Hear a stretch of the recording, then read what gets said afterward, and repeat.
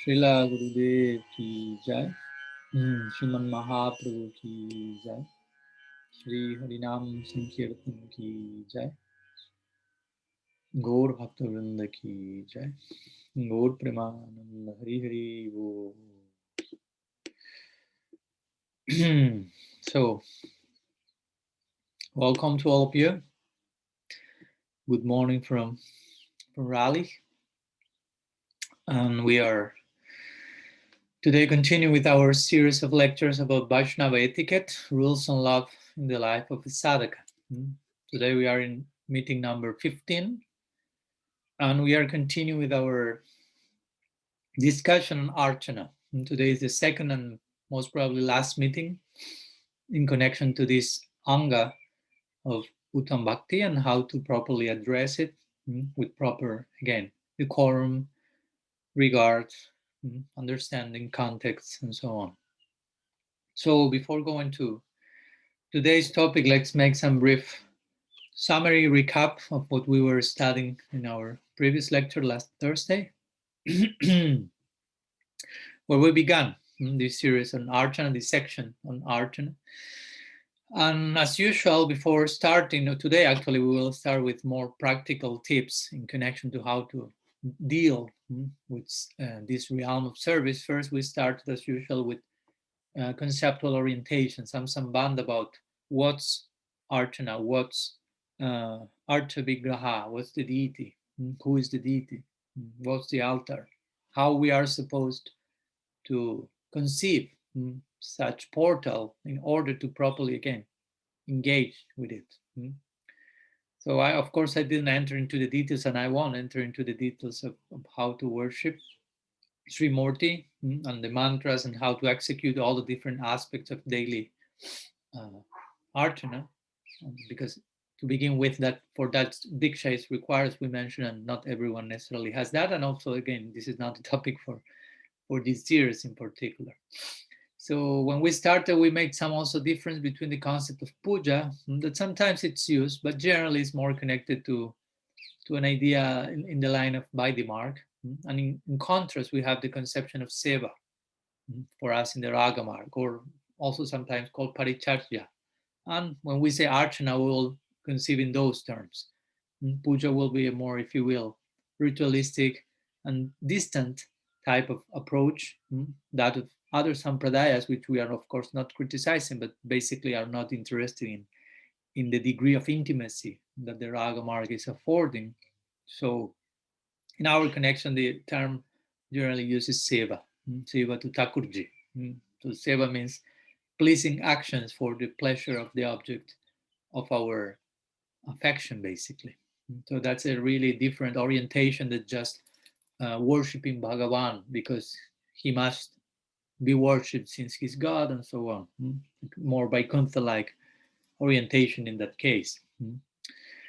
So this archana, especially in this context of this, the path of rag, as it should gradually evolve in that direction, has a lot to do with engaging our senses in a comprehensive way. All the different senses engaged, touch, sight, and so on, in connection to offering those senses for the pleasure of the senses of Bhagavan. Hrishikesh, Hrishikesh Sivanam Bhakti Ruchati. We also share some ideas about the deity, the concept of Archa Vigraha, sometimes we call deity, and the idea of matter, a figure made of matter, but eventually becoming imbued of Swarup Shakti by the sadhu inviting Bhagavan to reside in that particular form. And at that moment, we start to see that with new eyes, if you will, spiritualized matter. And the deity as Archa Vigraha, we mentioned different types of extended grace, if you will, from Bhagavan in his own personal form, Swayam Bhagavan in the form of Vyuha, avatar, expansion, descent to this world, and so on, especially Archa. Archa avatar is a special extension of Bhagavan's grace, reaching to us in a way that we can handle with, as Srila Prabhupada will say. And also we emphasize this idea that the deity of Krishna is actually Krishna. Even though we may speak in terms of the deity of Krishna, we may say the name of Krishna or Bhagavatam, the book about Krishna, at the same time we should really know and understand Nam is not different from Krishna, Bhagavat is not different from Krishna, and in the same way, Archa, Vigraha, the deity is not different from Krishna, who is our deity, our Istadevata. Also, we share some ideas about the idea of entering the altar. What does it mean to enter into an altar? It's not just a geographical movement, but has to do with accessing Srila Gurudev's heart. It's a way of entering into the Jogapith, the stage where the Lila is performed amongst the deities there in the altar and the different associates accompanying them. We also emphasize the importance of not idealizing the deities, projecting our own idea on them, what they are for us according to what we feel or what we need, but actually understanding who they are independently of our ups and downs or whatever experience, which is their identity, their mood, their psychology, etc. We also share some ideas about the main deities in our sampradayas, Gaudiya Sampradaya, Radha Krishna, Gaur, Nityananda, Gaur Gadadhar, Krishna Balaram, Mahaprabhu, and other, of course, possibilities, Shalagram, Giriraj, Shrimhadev, different moods, of course, and it's important to get acquainted with the particular mood of each deity because that's the way we approach and we worship the deity through a particular type of conception and mood following that. Also, we put some emphasis on the importance of establishing the sadhu above the deity, even in the sense that the deity is living in this sadhu's heart, as we spoke yesterday in one lecture. Sadhavam hridayam mayam sadhunam hridayam toham, Bhagavan says. I am the hearts of the sadhus are in my heart. I am their heart, they are my heart. So to really emphasize Vaisnava Seva, Sadhu Sangha has to do with worship of the deity because that's what's in their heart, if you will. If we don't have that conception, generally, that's defined as kanishta, means neophyte mentality, which means I conceive Krishna, I worship Krishna, but I cannot see Krishna in the heart of the devotee, which in one sense implies still I cannot see Krishna as he is, basically, the Krishna we want to worship. And also in connection to the offerings to the deity, we mentioned the importance of not only doing the external offerings, but also trying to offer everything mentally, internally. It's not only a physical act. Archana engages our senses, but all the senses are engaged in such a way that our mind may be engaged, and we may be offering and doing whatever we are doing externally, internally as well. So this archana has to do with the realm of ritual, which means one step here, one step there, and gradually progressing from a more, if you will, external orientation to something more and more internal, where eventually our service will be performed from the vantage point of view of bhava. That's called bhava seva. So the offering will be the flower of our heart, if you will, the particular ecstatic emotions that we will be willing to give to this Tadev at every moment. We share some stories like the one of Sanatan Goswami and so many others, where they worship the deity in a very different standard than the one you will find in an Archapadati, an Archana Padati, in a manual handbook for worship. Because again, heart has awoken.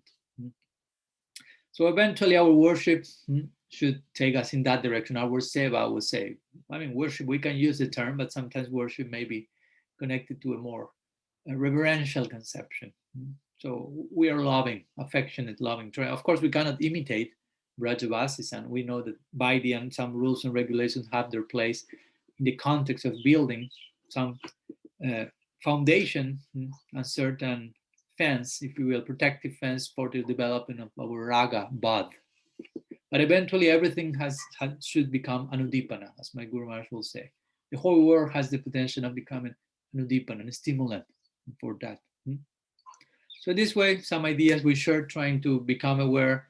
Deity is Bhagavan. I'm not looking at the deity. Deity is looking at me. Srimurti is looking at me. And in order to emphasize that, we finished our last lecture with a very nice story from Srila Siddhar Maharaj, a well-known one, when he went to court and he was about to lose 3 acres of property, and he made this legal case, and eventually it's mentioned that the land belongs to Guru Gauranga, Radha and Krishna, and they want to give 3 acres because Radha and Krishna were supposedly married and so on. And he said, no, they're in Parakia, and eventually Sri Chaitanya Math remained intact.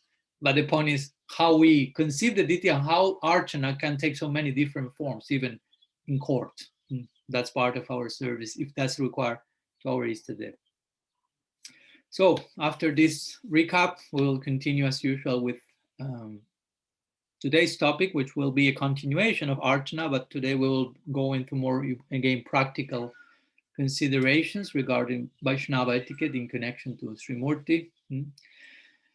So after this detailed introduction to the concept of Archana, the concept of Srimurti, which again is really crucial for having the proper regard for them, we will share some tips under the shelter of such a conception that we have shared in our previous lecture. But before going to a long list of do's and don'ts, mainly don'ts that generally are invoked in connection to Seva, to Srimurti, to Archana. It's a long one, so I will present the main points in that list.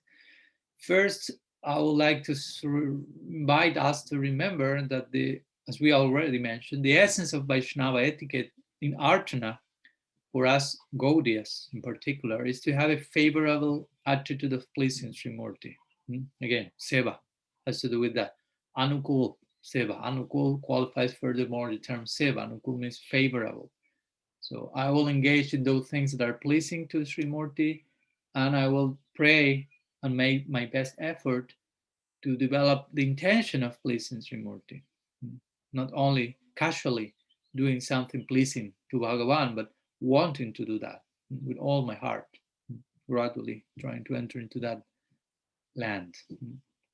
And all the other details will be properly accommodated in time, if that's in place. Yesterday I was hearing one mention of one devotee that the devotees were in one place worshiping the deity, and their guru came. So they were like concerned, are we worshiping the deity nicely or not? Maybe Krishna is not pleased. So Gurudev, what do you think? Are we doing things okay? And he looked at the deity and he said, well, he seems smiling and he's a little bit fat. Like implying he's happy and he's eating nicely, so he must be happy. Like, no, don't go neurotic about hundreds of details and do's and don'ts that we will share some of them today, but try to concentrate in developing the proper mood of pleasing Bhagavan. So that said, let's go to some mainly, as I say, don'ts in a long list of what's called seva aparat, which again, even though we may speak in a lot in terms of negativity, what not to do, indirectly we have to, of course, understand what to do. If this is not to be done, so indirectly that's telling me what's to be done in every single circumstance. So there's a list that journalists shared whenever someone speaks about Vaishnava etiquette in connection to Archana. There are some offenses to avoid that are listed in Varaha Purana and other Puranas as well. And again, indirectly, they are telling us how to offer Anukul Seva. So I will share the main ones. There are many, hundreds. And some of them will be connected to having darshan of Srimurti, and some other will be connected to being in the altar per se, entering the altar and offering seva to Thakurji. But before, of course, again, for this, we imply we are entering into the temple, whether it will be in our house or outside of it, whatever. Ideally, our house should be a temple somehow or other, but the whole idea is, even if you read books like Hari Bhakti Vilas, and they will speak about the temple, how to construct a temple, even though we may not be able to do it in that way in the West, from zero, construct something in particular way, but the idea, the gist of that is, generally the temple is constructed in harmony with the whole universe to avoid inauspiciousness, for example. And there's a whole conception like the entrance of the temple is the mouth, the dome is the head, the sanctum sanctorum, if you will, the inner chamber, the altar is the heart or the womb, some microcosmic representation of the universe also, if you will, similar to this body. And when we put tilak and see when this body is a temple, Mandir. There's a nice quote from Mircea Eliade, who is a famous commentator on religious and myths and so on. So he said that given that the temple represents in one way this body, of course there's many forms of understanding the temple, but I think it's an important point. This journey inside the temple represents a journey inside of ourselves. So the contact with the image of divinity in the heart, he says, in the temple is a symbolic replica of the meeting with divinity in the center of our own heart. So again, we are not saying that with this that the deity in the altar is merely a symbol or merely some representation, but at one point it's reminding us about how whatever we are perceiving on the outside in the temple is to be happening in the inside. Again, our heart has to become a temple. The deity eventually, our Istadev has to be enthroned there forever, and so on. So given that, understanding how the entrance to a temple has to do with an inner journey, it's not necessarily an outer movement. On that case, the outer movement is trying to create some inner movement, some in reach. So naturally we will understand, okay, this is a sacred place, sacred spot, and all this have to do with something I have to reach internally. So how to deal with such a reality? So on the basis of that, we will have these many considerations of do's and don'ts, considering that we already understand where we are in a sacred spot. And eventually, and as we spoke in the beginning of this series, Vaisnava etiquette has to do with perceiving the sacredness in everything, not only sacred people, personalities, sacred elements, items, stuff, and eventually understand again the whole world is Dipana, has the potential of being increasing the sacredness of everything, because everything is sacred in connection to our deity. So I will share some ideas. Many of you may already know some of them, which will be some of them more obvious than others. Some of them may not. Let's see. So let's begin with list. The first point that we will share is you should not enter, it is said, in the temple, uh, in a car, or in a palanquin, or with your shoes on. So you may understand the car is most probably won't fit the door to the temple, but you shouldn't enter with your car or in any car whatsoever, not even in palanquin, like implying if someone is to be taken in palanquin to the temple, what will be the deity itself in some particular festival. And so I'm here entering as a sevak, I'm here entering, trying to again access a particular portal. And that's why also the shoes are off. The shoes represent, symbolize the walking on the world sometimes. So that's why we leave the shoes off, because the world remains outside of the temple. Entering the temple means entering another reality, entering another, that again, in time, that another reality should be extended outside of the temple room. But at least we have to begin somewhere, one spot, one room, one place where we can really overtly, clearly perceive sacredness and can align ourselves with that, let ourselves be affected by that. So when we go out that space, we can hopefully extend that experience in 1, 2 places, 3 places, and eventually everywhere. But again, beginning somewhere, leave your shoes off, because again, shoes represent you're walking on this world. So I don't want to walk inside the temple in the same way I walk on this world. Arjuna asked Krishna the Gita, how does a saintly person sits and walks, like implying there's a different movement. Vaishnavera Kriya Mudra Bhiknya Naboya, how we say yesterday. The walking, the movement of a Vaishnav, they are not so easy to understand. So we have to leave the shoes off. It's a symbol also, again, it has to do with I'm leaving my walking. And of course, besides cleanliness, and you have been walking outside, you won't enter into a temple like that, but we have to take the deeper conception here. Also, some other recommendation is you should not stop celebrating many festivals for the pleasure of Bhagavan, which is another way of saying you should celebrate. So again, you have to take the indirect. Indians like to speak indirectly a lot on Shastra. So one should not stop celebrating the many festivals for the pleasure of Bhagavan, such as Janmastami, Ratha Yatra, Gaur Purnim, Radhastami, so on. So we are about to celebrate very soon Gaur Purnim. Another festival. So Sri Vyasa Puja also, when Sri Guru appears, that's for the pleasure of Bhagavan. He will be rejoiced for that. So it's not, I mean, the point is organizing these festivals is not just a social event. It's not something, okay, I have to do it coming, then must tell me what to do or something, only thinking about getting more people, new people preaching. Of course, that may be a byproduct of that. But the main motivation is I want to give pleasure to Bhagavan. I want to get closer to my deity. But that special day with the special power, special bhakti samskars can come, special absorption in Shravan, Kirtan, Satsanga, and so on. So that's the gist of organizing and participating in those celebrations. And Bhagavan will be pleased by that. Also, it is said one should not avoid offering obeisances unto the deity when entering the temple and when going out of the temple. So that's also some important thing. We already spoke about pranam, dandavats, different types of pranam. And when entering the altar, the deity, sorry, the temple, in front of the deity, one should offer pranam when entering, when leaving. And again, it shouldn't be a mechanical, aerobic like exercise, but it should be a really felt movement on the outside that will create some movement on the inside. As we mentioned also recently, it is said that one should not prostrate oneself only with one hand. And the two hands should go to the ground and put them on the floor, put our head, and so on.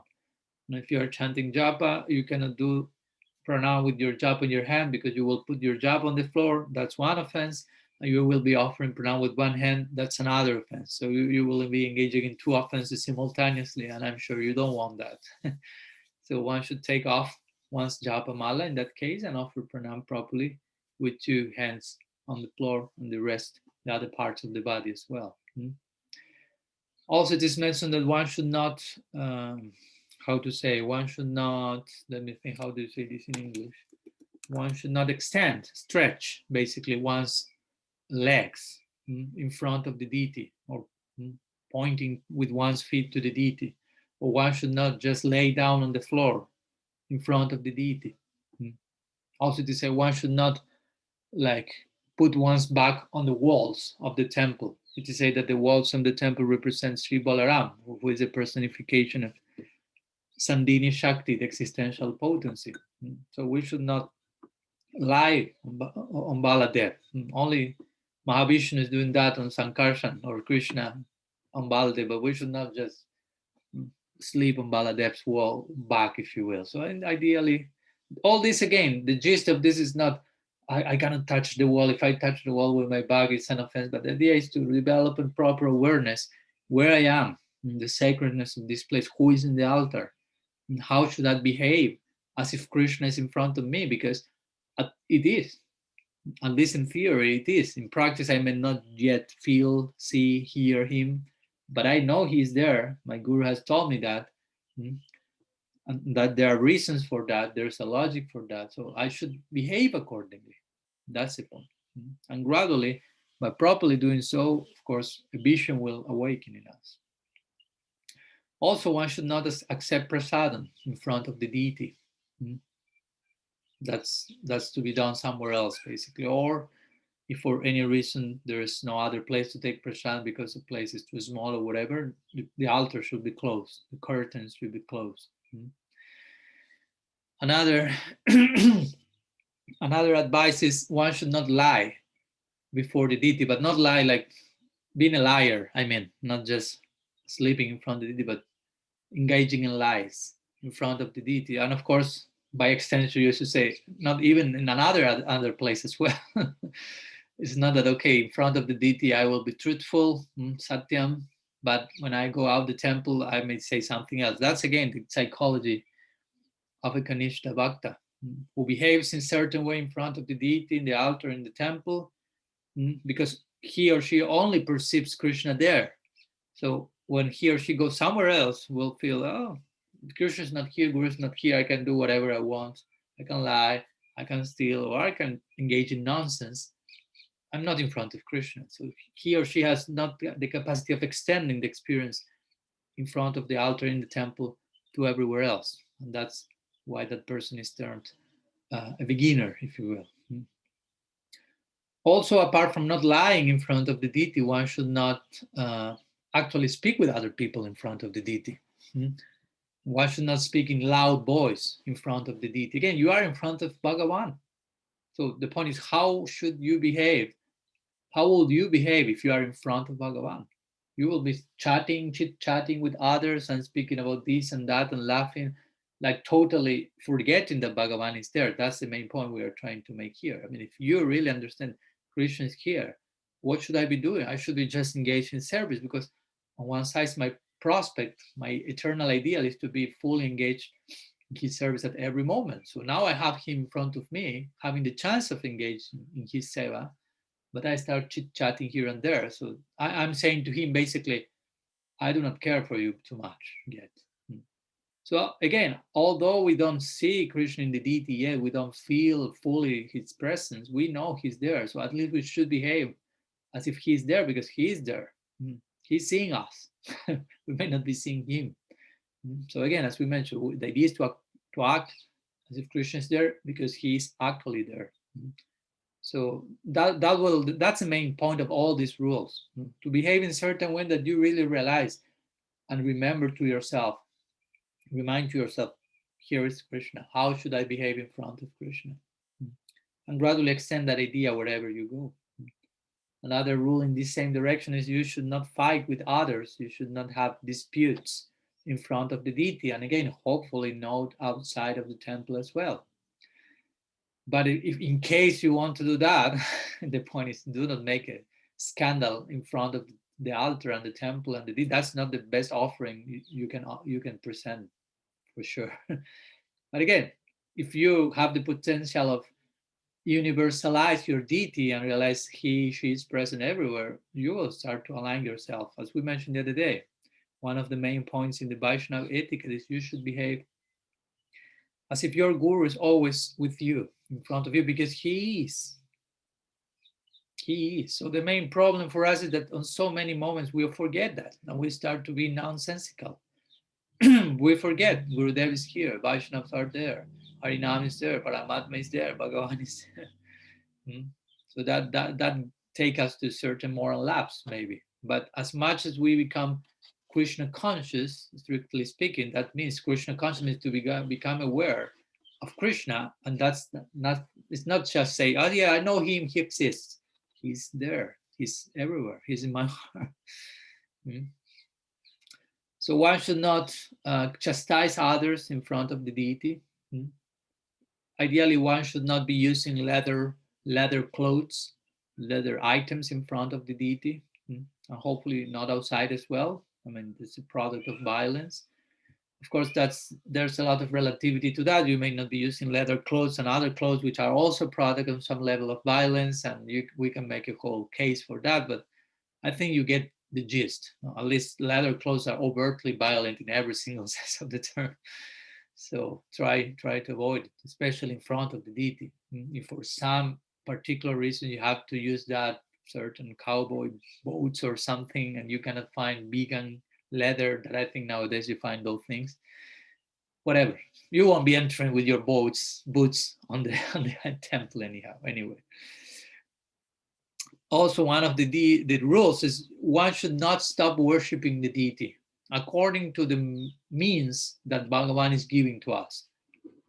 So it's another way, again, in the negative terms, saying this: you should continuously worship the deity. If you have a deity, it's therefore to be in worship, not to worship whenever you like, basically. It's some commitment. It's try to understand he is a family member.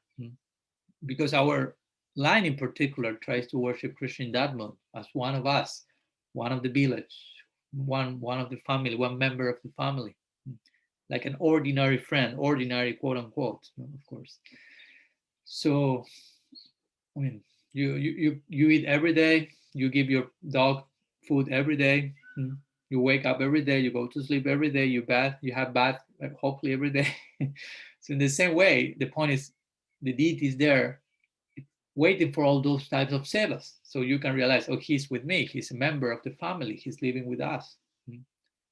So gradually that type of attention and awareness is to take us in that direction. And this line is saying, according to the capacity of each person. So, of course, the Gita is saying, Patram Pushpam Phalam Toyam, you can offer me flower, leaf, water, something very simple, fruit. But bhakti, bhakti, 2 times in the verse he's saying bhakti. So, Bhagavan's diet is mainly based on bhakti, not on milk products, or sometimes they want to say, no, but Krishna likes so much milk products. No, Krishna likes bhakti, basically. You can offer, again, leaf, food, flower, and he will accept that. He will eat that. The banana peels offered by Vidura's wife, if bhakti is there. But of course, the idea is, okay, so a little water is enough, great. No, if you have enough means, if Krishna is giving you enough means, you should invest them in that. And by investing that, you are investing your pocket for Krishna. You are giving your heart to Krishna. So I always share this story with one devotee was speaking, and someone asked him, are you more interested in my heart or in my pocket? So the Vaishnava said, in both of them. Because nowadays, at present, your heart is in your pocket. So give me your pocket. It will be give me your heart in one level. And eventually, in other words, I'm interested in your heart. But since your heart is in your pocket, I'm interested in your pocket. Not because the pocket in itself, but because your heart is stuck there. So give your pocket, invest basically the result of your work and your energy for the pleasure of Bhagavan. So if there are enough means, you should dedicate them for the pleasure of the deity. And again, as much as the Baba increases, the offering externally may become more and more simple, because the internal offering becomes more and more elaborate in the terms of Baba. But we cannot imitate that, so we should be balanced in that, in what we are offering, both internally and externally. Also, we should not sit giving our back to the deity. That's another thing. I mean, Bhavimukha Samukhya, we should look at the deity to show our face, back to Godhead, if you will. That's the whole idea of this title that Srila Prabhupada used, back to God. We should turn our face back to Godhead, not give your back to Him, our back to Him. So we should sit looking at the deity generally, not giving our back. It is said we should not disdain, you say disdain, like, disdain the demigods, the devas in front of the deity, and not outside of the temple. Again, all the things are to be applied outside, but especially there. So the devas are not to be insulted. They are bhaktas. Most of them, there may be sakama bhaktas, but they are bhaktas anyhow. They are to be properly respected. Also, it's mentioned that one should not enter into the altar, into the temple, and into the altar as well, without making a noise. Some sound before. So generally, sound, you may have some bell in the temple that you may sound, or some people may like clap their palms, do some clapping, or some may just basically invoke the name of the deities and glorify them. Jai Shri Shri Radha Sarat Bihari Ji Ki Jai. Like mention, telling to Bhagavan, here I am. Of course, he knows, but we need to remind ourselves that he knows by saying that. So again, the whole principle is mainly for us to become aware of who is there and which are the expectations in connection from the deity to us, and how to properly reciprocate. If one is worshiping in the altar, one should worship in silence, if you will. One is reciting certain mantras internally, and so one should not start speaking. The point is, while worshiping, if you are worshiping the deity, doing arti, making some offering of bhoga, one should not break the silence in the midst of those moments, because again, you are interacting with Bhagavan in a particular way. So it's important to maintain that idea and not to start speaking about who knows what while you are dressing the deity, if you will. So all this is trying to help us to enter the proper mode. If you are also pujari engaged in the worship, you should not go to the bathroom if you are there. And if you have to, of course, then you will have to have a bath again before entering the altar. That's the ideal standard. One should not offer to the deity flowers that do not have fragrance, because generally the offering of the flower has to do with offering of the element of fragrance, smell, has to do with it. It's connected, as we will see now, with the different sense. These 5 main senses and the different objects in the Arctic, incense, flower, lamp, has to do with touch, smell, sight, and also air, water, fire, ether, and so on. Also, it is mentioned one should not enter the temple, and by addition, the altar, right after having sexual intercourse. So what's the idea here? And I think you can imagine. And that extends to another mentioning that is said, one should not, if you saw, we have someone asked my Gurmas recently about that. If you have just seen a dead body, you should not go to the altar or to the temple. And they prescribe some certain amount of day for Brahmins and Kshatriyas, but beyond the Varnashram considerations, the point here is most generally, in most of the cases at least, those types of activities tend to increase our bodily identification. If you are having a sexual intercourse, if you are seeing dead bodies and so on. So the point is, you may go to the temple and you may project a material idea on the deity because of your own absorption, if you will, on some level or another in that particular recent experience. So in that sense, it is recommended give some space for that. So you approach the deity with proper vision, and you are not just seeing the deity as a material element, because that will be non-apparat. So that's the gist of the idea. It's not so much you cannot see that, you cannot do this, but if that, most probably if that's happening, try to be aware of to try to be careful not to be projecting that idea there. Also, one of the maybe more difficult to understand ones is that one should not enter the temple wearing clothes, red clothes or blue clothes. So that may create some complexity here, because that may be more difficult to, well, I have this clothes, what to do with this or that. But I will say that I consider this more of a relative advice, but I think mainly the idea has to do with blue, in this case, having to do with tamas, and red having to do with rajas. Generally, those two colors are connected with these two modes. Generally, they connect yellow, sometimes with white, sometimes with sattva, like the three main colors and so on. So the idea for me will be, if you have red or blue, it means there is a subtle invocation to the principle of tamas and rajas. So try to avoid as much as you can any influence from the gunas, which sometimes may be so subtle and we may not be even aware that we are invoking a particular rajasic wave into our life by having that and that color. But that may be there. So at least when you are going to a deity, try to be as much devoid of those influences as much as you can. So if that even takes to put in some other color that will help you, okay, no problem. We see that generally sometimes practitioners may wear white or colors like this. So there is a point for that, but again, with this we don't mean that to absolutize that, and if someone came to the temple with a red t-shirt, you have to keep them out because there will be an apparatus or whatever. Not to go to those extremes, but trying to get the gist of these ideas according to the language of psychology of the time and what they were trying to tell us at that time and how to apply that today. Also, some other recommendation is you should not be angry in a temple, basically. If you are entering the temple, if you are in front of the deity, you should not be angry.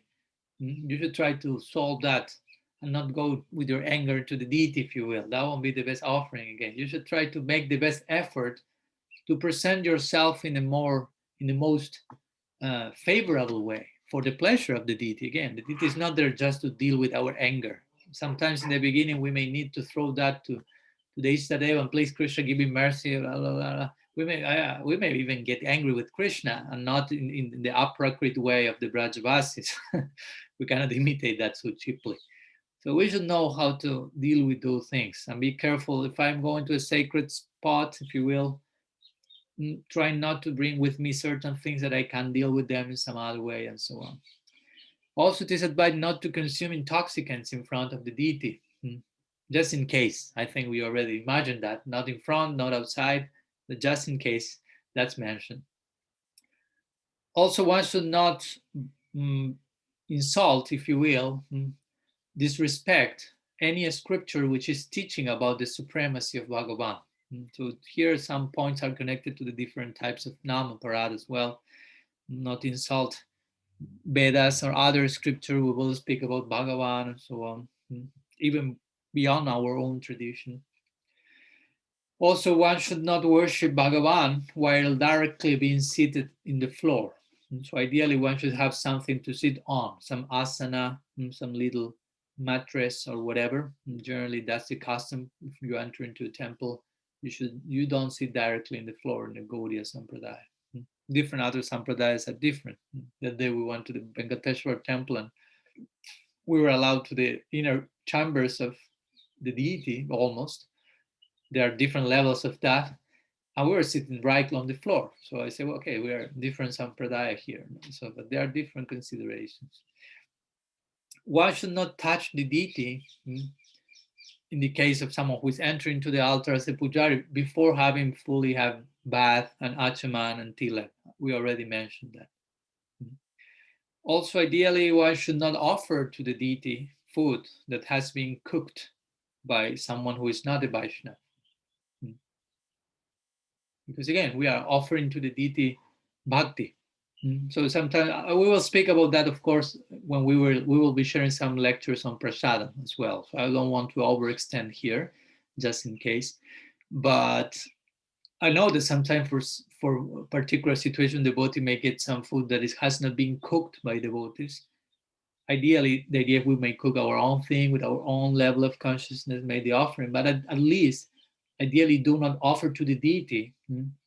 You may offer something you had to buy in the street for circumstantial reasons, but in the deity at home in the temple, you should offer something that has been cooked by you, or well, something that does not necessarily need cooking, like fruits or things like this.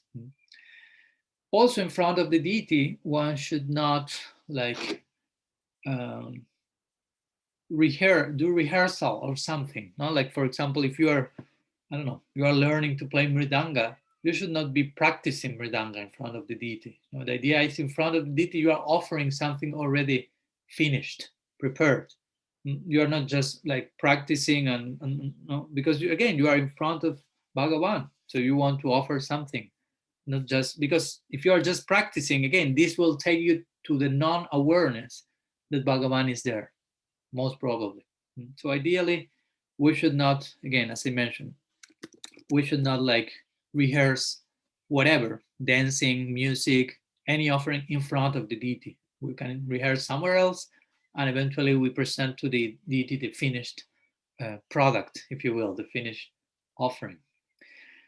Also, something in connection to kirtan that we have been speaking about some lectures ago, while connection with deity, because we have word archana, but we have kirtan and artik, and there's at the same time the two things are combining, if you will, with each other. Generally, the idea is that the kirtan may last as long as the artik is lasting. That's the general advice. Of course, it's not that if you are singing more, you will go to hell or something. But the idea is there is a particular type of kirtan accompanying the artik ceremony. And at the end of the kirtan, as you may know, and we may include that here, we have what's called sometimes the prema dhwani. Prema dhwani, which literally translates as sounds of love, if you will. Prem means love, and dhwani means sound. So prema dhwani means sounds of love, which is all this different glorification that we pronounce at the end of the kirtan and the arti ceremony in front of the deities. So of course there's no fixed rule for pronouncing prema dhwan. There is some order for sure, but it's not that there's only one way of doing that. But I will share with you briefly some ideas in that connection with your permission. And generally, first of all, sometimes one may first say some glorification of the deity, which is in the altar at that moment, like, I don't know, Shri Shri Radha Madhava Ki Jai, the deity that one has just offered this kirtan. And then one can start glorifying the parampara, beginning with one's own guru, and with certain specific titles, as you know, like Om Vishnupad Paramahamsa Stotra Satri Srimat Jai Vishnupad Paramahamsa Paribrajagacharya Stotra Satri Srimat my case, Bhaktivedanta Tripurari Swami Maharaj Ki Jai. and the rest will reply with the Jai, Ki Jai, all victory. And may they be victorious over us. When we say Ki Jai so many times, I mean, they are victorious already. We need to be imbibed by their victory. We are glorifying them, so part of their Jai, their victory, may help us to be victorious on our own mind, senses, and whatever.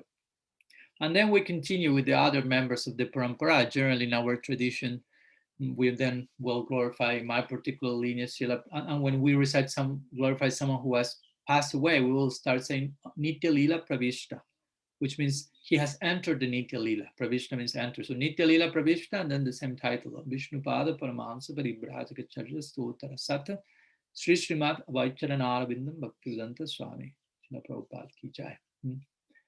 All these titles, I won't enter into the detail now, but has to do with Astotra Sat means 108. Sri Srimad is a title for a great exalted Vaishnava. Vishnupad means he who resides at the feet of Vishnu, in this case of Krishna, serving there, and so on. And then we will go with Srila Siddhar Maharaj, with Srila Prabhupada Bhaktisiddhanta Saraswati Thakur, with Sri Gaur Kishore Das Babaji. In the case of those who have not been Paribrajak acharyas, which means like acharyas of pilgrimage, which has to do mainly to itinerant preachers. Generally, we don't use the word Paribrajak acharya, like with Gaur Kishore Das Babaji. We will just say directly, Jai Nitya Lila Pravishnam Vishnupad Paramahamsa Srila Gaur Kishore Das Babaji Maharaj Ki Jai. Paramahamsa means topmost swan, essentialist. And something similar can be done with Srila Thakur Bhaktivinoda.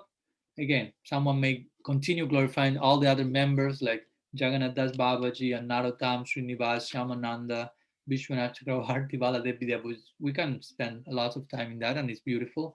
Or sometimes after Thakur Bhaktivinoda, one may go to the six Goswamis of Vrindavan, from there glorify, or also glorify our Bhaktivinoda Paribar. Again, there are different ways of doing so.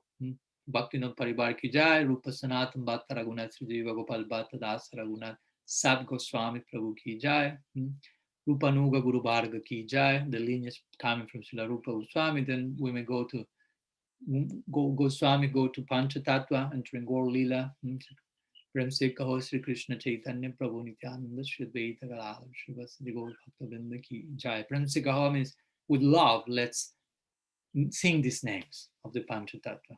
And from the Panchatattva, sometimes Sri Thakur Haridas is glorified as Namacharya also. And then we go to Krishna Lila, Shri Radha Krishna Gopa Gopi Goswami Kunda Radha Kunda Giri Govardhan Ki Jai. So there we include Radha Krishna, Gopas, Gopis, cows, Shama Kunda, Radha Kunda, Giriraj Govardhan, like these main sacred sports of Krishna Lila in a condensed way. And we glorify them. And then again comes a list of other things that can be invoked, like the three main deities of Vrindavan, Radha Madhav Mohan, Radha Gopindaji, Radha Gopinathji, to glorify Sri Harinam Sankirtan Ki Jai, Srimati Tulasi Maharani Ki Jai, Bhakti Devi Ki Jai, Srimha Bhagavan Ki Bhakti Vignasana, the protector of one's devotion, Srimha Bhagavan, one glorified Prahlad Maharaj. Again, there's many possibilities. Also according to one's affinity or to the deities that had been mainly established with one's own Gurudev, one can glorify them. There's no, again, fixed rule, but certain standard like I'm mentioning here. In this order, Sri Radha Vrindavaneshwari, Sri Radha Thakurani Ki Jai. At the end, one may say Ananta Goti Vaishnava Vrinda Ki or Gaur Bhakta Vrinda Ki, glorifying all the assembled devotees that may be present at that moment. And at the end, generally, we will finish in Gaur Prema Ananda Haribo. With full of love for Sriman Mahaprabhu, Gaur Prema Ananda Haribo. Let's sing Hari. So that will be Prema Dwani, in brief, on offering pranam to the deities. But the conclusion of all this idea of archana and certain rules here is like in front of the deities, we should only engage in bhakti. We should only present devotional activities. Again, acting as if Krishna is there in the deity because it is. The deity is not the deity, it's Krishna. It's not the deity of Krishna, it's Krishna. So, and again, not only acting as if Krishna is, but understanding which aspect of Bhagavan is in the altar and how I should behave, how I should approach and worship him, her, they. As I mentioned the other day, this situation when the Kanoram Shilas came here and were put in the altar along with Radha Sadat Bihari. And the inspiration came to put them somewhere else because, again, if you have Krishna and Balaram in the same altar with Radha and Krishna, the divine couple will be inhibited from engaging into their most intimate pastime. There won't be Rasa Lila for those days, for sure, as well as some other pastimes. So there are subtle considerations, but the idea is to enter gradually in that realm. So before finishing, let me share some brief words connected to the Arctic ceremony, which is of course part of the Arcana department. Of course, again, I won't enter into the details of how to perform Arctic, how many movements of incense and so on, but some idea to really appreciate this very beautiful ceremony, which is mostly one of the main well-known ceremonies of Hinduism itself. So when we offer arti, as I mentioned before, we are offering different elements, mostly incense, ghee lamp, water, some cloth, flower, chamara, fan, peacock feather fan. So these represent these upacharas, which means these elements in the Arctic plate represents different elements also in this world. Everything in this world is made of earth, water, fire, air, ether, different degrees of combination of that. So the idea is this world composed of those elements is represented in this plate. So what do we do with this world? We offer that to Bhagavan. And then when he accepts the offering, we receive the remnants of that. So in the same way, that's a whole idea that should extend beyond the Arctic ceremony, and we will approach everything in this world. It's like a big Arctic plate. That's the whole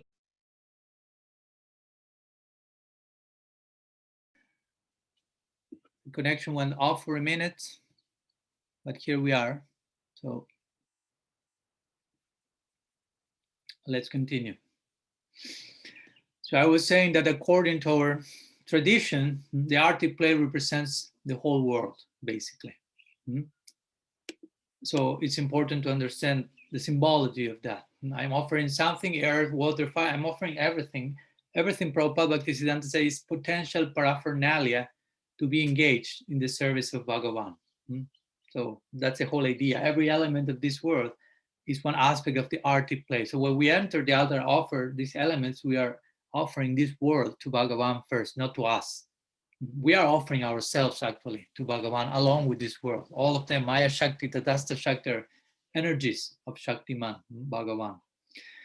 And of course, in more advanced stages, the offering will be in another terms. The water, instead of coming from a conch shell, will come from your eyes in the form of tears. The fire will be the fire of your bhakti in your heart. Your words will be Puspanjali, a flower petal offering. In the beginning, we offered the elements, but the idea with our very elements in our own life, we are offering that for the pleasure of Bhagavan. So again, during the arti foremost, the devotee will offer himself, herself to the deity. And in doing so, he or she will remove her hunger, his sense of independent existence, separate, selfish enjoyment, whatever. And he will identify no longer as a material body, material mind, all these upadhis and designations, but not with the personality derived from material association and experiences, but with the notion that I'm a servitor of the deity. And that's why we mentioned before the arti, before entering an altar, and before starting our day, ideally, we have this Bhuta Suddhi, this meditation when we invoke certain mantras or we invoke the idea, I develop the ego of a servant. My identity is that of Gopi Bhartu Pada Kamala, your Dasa Das and Das. Of course, one may think in a general sense in the beginning about this, I'm a servant, and in advanced stages, one will be thinking in terms of one's particular affinity of service, for sure. Also, it's interesting because, again, I will invoke here Gopa Kumar for a minute and Brihad Bhagavatamrita when it's speaking about Kram Mukti, which means step by step attaining higher and higher degrees of emancipation in context of bhakti, going through all levels of consciousness, as Gopa Kumar did in the Brihad Bhagavatamrita. If one is the idea is the devotee will meet all of the deities presiding over the material elements, and the devotee will realize all these deities are eternally worshiping the supreme deity.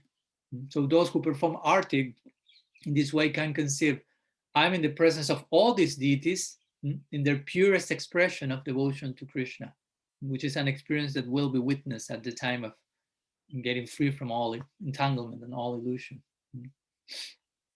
Also, this is mentioned that there are three types of purity which are necessary for arti. One, dravya suddhi. Suddhi means purity. So dravya, suddhi means the dravya, the articles that will be offered must be pure.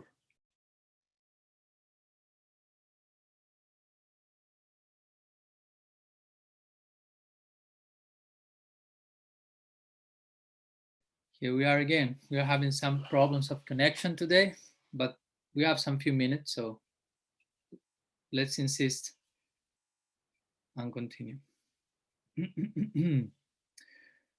um, so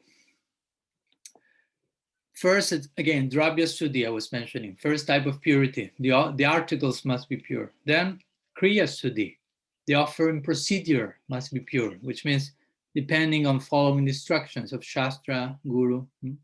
And finally, we have bhava suddhi, which means the consciousness of the offerer must be pure. One's consciousness is pure, of course, by having, again, an service attitude, absorbing oneself in proper meditation. And needless to say, as bhava suddhi intensifies, one will enter into Krishna Lila, basically. And the ritual, what began as ritual, will become reality, one's reality. In one sense, the art is a ritual that purifies one's heart, a ritual that is leader to a higher reality, but eventually it becomes that reality unto itself. So that's such the nature of bhakti, as we know. Devotion is both means and end.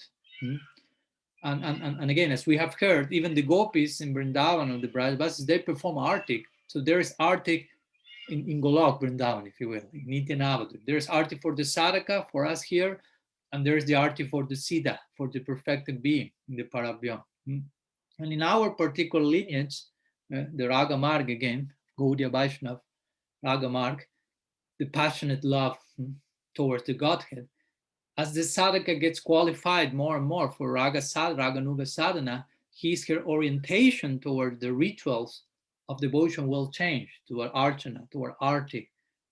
He or she will awaken his own, activate by the grace of bhakti, the swarup, one swarup. And again, gradually, the path of raga eventually will require that the sadhaka contemplates the eternal leelas of Radha Krishna, for example. And so in the beginning stages of Raganuga Bhakti, the sadhaka will think of the arti ceremonies throughout the day, for example, in relation to the eightfold daily pastimes of Radha Krishna. That's one option, if you will. Indeed, it is from these pastimes that the arti ceremony derives. And of course, in the Golok, sometimes it's poetically described that the arti is performed with one's own elements. The water is ecstatic tears, the abhishek, also the breast milk coming from Jashoda is doing abhishek to Krishna. Immediately from their own being, they are giving themselves fully. So this is the particular way that we as Gaudiyas aspire, at least, to make our archana converge into this point of passionate devotion that is performed in Braj. And of course, again, in Nitya Navadvip, in another mood, archana is going there with a very unique type of love as well.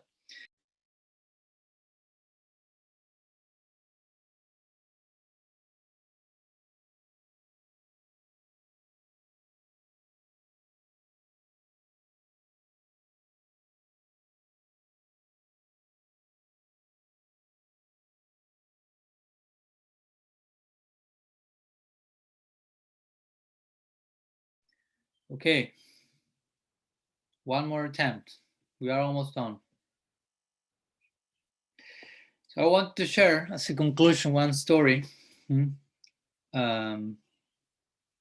Nice one in connection to this spirit of detailed worship, proper, very close to the raga mark, and how to really absorb ourselves in the desire of doing something nicely, that even if we forget something else externally, that won't be a defect, but an ornament, if you will. So there's one story that Srila Siddhar Maharaj used to share about Raga Bhakti. He gave some examples of this type of service, and he told us, I mean, not us, he will tell us here to us about a boy who was a great poet and intellectual. So he went to school and had to face his final exam. So this is another story from another poet in India. So he and all the other students were given like 6 questions that had to be answered in 6 hours. So after these 6 hours had passed, this boy, the main character of the story, realized that he was still writing the answer to the first question. So he had been 6 hours responding to one question. So of course the exam time closed, finished, and he thought, I failed the test. I didn't concentrate on the time, and I just answered too much one first question. So he went home, he told his father and mother, I'm sorry, I failed the exam. He didn't even go back to school to check the results of the examination because he was too ashamed to receive such a bad result. Didn't finish even the first question. But after some weeks, it is said that he passed by his school and was curious just to find out how his classmates had graduated or not, how they did in the test and so on. So he went to look at the list. There was a list posted of the results of the test. And to his great surprise, he saw that his name was in the top of the list as the best graduate of the class. So he was like surprised. He said, this is how this is possible. I only answered one of the 6 questions, not even finished that one. And here I'm posted as the best graduate. There must be some mistake. So he went to his teacher, and asked, my dear teacher, I'm very confused about this situation. Can you kindly explain me how I became the topmost best graduate of class? I didn't reply to the very first question fully. So the teacher, as you may imagine, was a very broad-minded person. So the teacher said, yes, you're right. Technically speaking, you didn't even finish the first question. You have only answered good part of the first one. But the quality of your answer was that of a postgraduate student. So how could I conceive that you wouldn't know the answer to all the other questions? That's the point. That's why I have given you an extraordinary status in your exam, in your test. And then the boy understood how this had taken place. So this story Srila Srimas used to share, like to show how Raga Bhakti may not always follow all the details of Vaidhi Bhakti, if you will, due to time, place, and circumstance, and due to special absorption in some particular case. And it can be extremely perfected in one area, and maybe the other areas may not receive full attention. But the point is, if we have that absorption, of course. If not, we should be careful not to neglect the different aspects of Archana in this particular case. But if someone gets really absorbed in one direction and neglects, quote unquote, some other areas of service, it shouldn't be seen as a mistake, but a very confidential perfection, very nice ornament. Once one devotee said something similar to his guru, say, I was meditating, he was absorbed in Lila Shmaranam, and I was trying to perform seva to Sri Radha, and I was trying to decorate her lotus feet. But I got so absorbed in that all along the day I was lost in that, and I was not able to perform all the other daily services to our Shamini, Sri Radha Thakurani. So he was expressing that to his guru, I failed in my Lila Shmaranam today. I was not able to complete my service. I only got stuck in the very beginning part of my daily seva, decorating her feet. And I was all day absorbing that meditation all day long. And the guru started to cry and say, you have today succeeded in your Lila Smarana. You really are doing Lila Smarana. You have get lost and found, if you will. So some ideas I want to share with you today regarding Archana. As you can see, there are many things to say, to do, to not to do, do's and don'ts, but all of them in a particular context in such a way that they may help us to increase our awareness. Bhagavan is there, the deity is not just a deity. How should that behave? And if we do that in the context of the guidance of Guru and Shastra, gradually this type of bhava and feelings will gradually awaken, and our focus and our details and our absorption will become to such point that, again, externally that may be seen as a mistake, but internally will be the greatest of all offerings, if you will. So I think we have hopefully better connection now. So I will invite you, if you have, to present any questions in this connection. If you have something to ask about, to share, there I activated the option of unmuting yourself. So I don't know if there are any questions.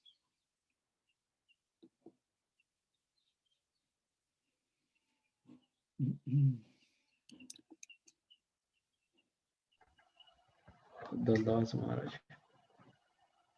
Can I ask a question? Yes. Sorry, it's Maros. Yes. Can you hear me? No. Yes. Thank you. So I want to ask, there is a story with the Abhiram Thakur, and like he was going, and there was no like Krishna in deity. The deity was cracking like so. Like, is it that in every deity there is a Krishna, or how to understand it? I was not able to really hear properly your question. The audio is getting interrupted also. So Uh, can you tell it again? is it better now, or Yeah. Let's see. Yeah. Tell me. yeah? So there are stories with Abhiram Thakur Mm-hmm. that he when he visits some deity and the Krishna wasn't in the deity, the deity was cracking. Mm-hmm. So how it is possible that Krishna was not in the deity? Or Mm-hmm. Well, there are many stories, not only of Fabiran Thakur, but about some others as well, who were told similar to that, that if they offer obeisances to a deity and Krishna was not in the deity will crack or explode or whatever. So you're asking, how is it possible that Krishna is not in the deity? Well, we already explained that. I mean, it's not that the form in itself is a guarantee of the deity. You can go to a shop and there are so many deities of Krishna. It's not that Krishna is there yet. You can go to Loi Bazaar in Vrindavan and buy 108 deities. It's not that you have 108 Krishnas with you. I mean, I mean, the point is, a Vaisnava, a sadhu, has to invite the deity to appear in that particular form. And then we start to worship that form of Krishna as the deity. Before that, it's not worshipable, if you will. Of course, it's a nice form and resembles Krishna and so on, but the active principle for us is bhakti. So if the deity cracked, as you mentioned in the case of Abhiram, it means Krishna was not in the deity. The deity was not properly installed, or whatever. There has been aparat doing that happens also. As much as there is aparat, Vaishnava aparat, and so on, deity may choose to leave because it's not pleased by the mood, because there's no mood at all. There's offense that can happen, and there are many pastimes in that connection also where great personalities are offended, and other great personalities may see the deity and perceive Krishna is no longer here. He has left because there's a lot of offense to the Vaishnava. And again, as we mentioned yesterday and today also, the Vaishnavas are the heart of Krishna. The Vaishnavas are the heart of the deity. So you attack the very heart of the deity. I mean, for sure, the deity won't be remaining there. No, he's not being worshipped with love. He's attacked. So that's an important point.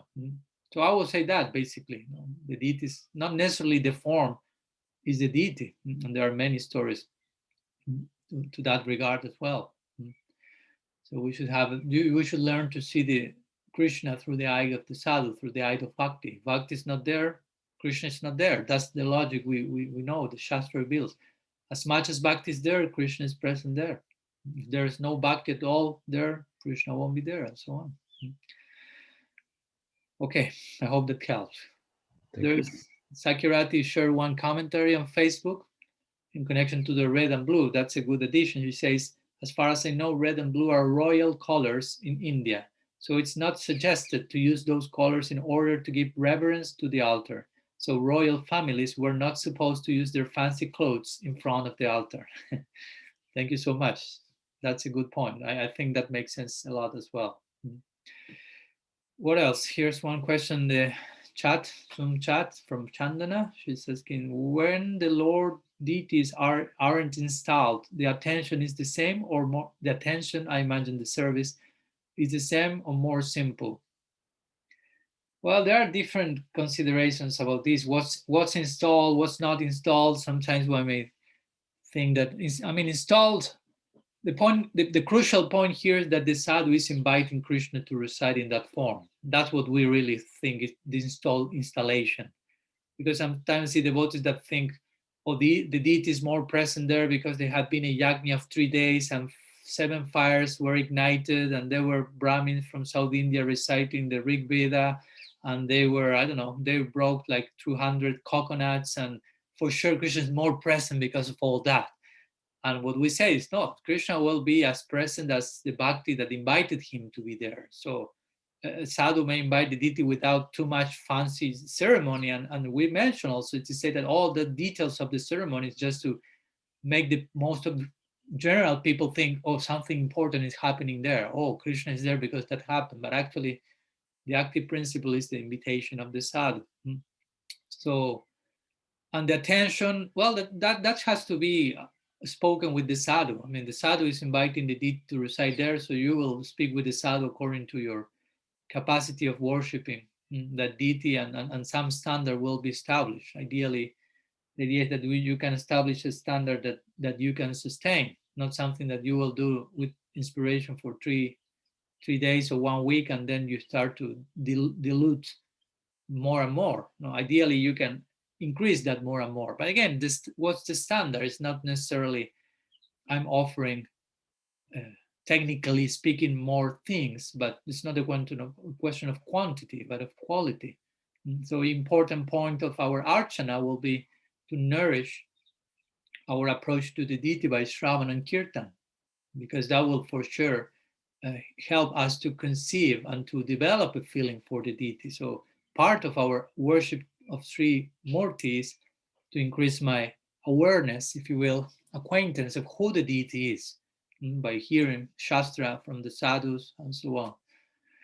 So I will say that it's not just like a fixed rule, more simple, of course, there are certain standards of deities installed that have certain artists in the temple, but again, every situation is unique, so there is no like fixed rule. Everything should be spoken accordingly with the sadhu who has invited Krishna to reside there, according to one's means, capacities, and make everything sustainable. And again, it's not that everyone has to have a deity at home. One can have a picture, and sometimes it's better to have a picture in the sense of that someone may want to have a deity because everyone else has, and and sometimes that may not be the best for that particular person.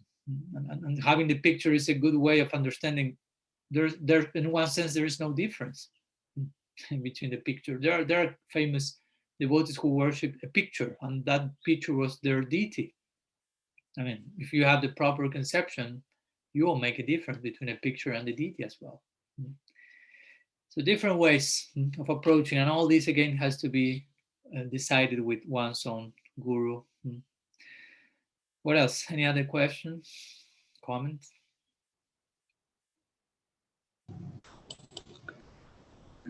Maharaj, I was just wondering that about phenomens. I was wondering, I have a big altar, but I have Gauri Thai, Radha Krishna, Prabhupada. Is that okay? Because, I mean, they're separated, but they're still on the same altar, but I don't want to give them away. Well, Gaur Nitai and Gaur Nitai, of course, are Krishna Balaram and Gaur Lila in a particular mood, if you will, of course, or Darya. But still, they are Krishna Balaram, and I'm not saying you have to give them away for sure, but yeah, somehow or other, generally they are conceived in different altars, as you have seen, for example, in the Krishna Balaram temple in Vrindavan. Srila Prabhupada installed 3 sets of deities, three altars, if you will. He installed Radha Shyam Sundar on one side. He installed Krishna Balaram in the center, and he installed Gaur Nitai. So trying to make it clear, these represent different windows of opportunity, different portals. Even Gaur Lila, Nitya, and Krishna Lila, of course, they are one thing, but at the same time, there are some different modes. So Krishna Balaram here. Of course, we may not have the means to create such big altars, but somehow or other, it's good to understand, at least conceptually, even if we don't have the means to create some, if you will, physical separation in one same place between the two sets of deities for any whatever reason. It's important to conceive that as two different altars, if you will, as two different portals. Because again, Gaur Nitai, Krishna Balaram, and Krishna Balaram won't be there present together when Radha and Krishna are together. So, I mean, if that's important to bear in mind, because if not, our worship won't be according to their bhav, but according to our bhav, and that's not the idea. No? For example, you have this Gaur Nagar bhav section, which want to have a romantic interaction with Mahaprabhu, because they say, he's Krishna himself, so I want to become a Manjari of Vishnu Priya and have Madhurya with Sri Chaitanya. But the point is, in the Gaur Lila, he's not in that mood. One has to worship Bhagavan according to the mood he's in the Lila, not according to the mood we are in or we will like him to be in. So it's important to respect that. So that's the point here. When I mentioned this idea of separating worship of Krishna Balaram from Radha Krishna or Gaur Nitai Radha Krishna, is trying to understand they represent different portals, but of course they are not against each other, something like that. And through Gaur Nitai, of course, we receive so much mercy to enter into the worship of Radha Krishna if one has that affinity. But at the same time, I mean, if you play out the whole implications of that, Gaur Nitai is Krishna Balaram, and Krishna and Balaram, especially Balaram in this case, is Dauji, the elder brother. So the elder brother will, if present during Radha and Krishna's union, will create inhibition there. So I'm not saying that you have to buy a new altar or to create a wall there in between them two or something, or much less to give them away, but just to create some, at least conceptual fence, if you will, where you understand these are two different altars. So if you want to put something little to create this idea, two different portals. And the main point is that we have the proper conception and we are worshiping them without hodgepodge, if you will, without rasa basa, without mixing properly the different modes. So I hope that helps. Yeah, that was good. That the conceptualization was good. Don't give them away, no problem. Okay, so something else before finishing? Any other questions?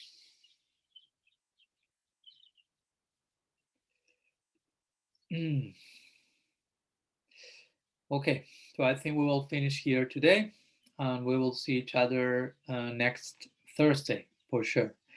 Srila Gurudev ki jai, Shriman Mahaprabhu ki jai, Shri Harinam Sankirtan ki jai, Gaur Bhakta Vrinda ki jai, Gaur Praman Harivo, Vancha Kalpataru Vyascha Kripa Sindhu Vacha, Patitanam Pavanebhyo Vaishnavebhyo Namo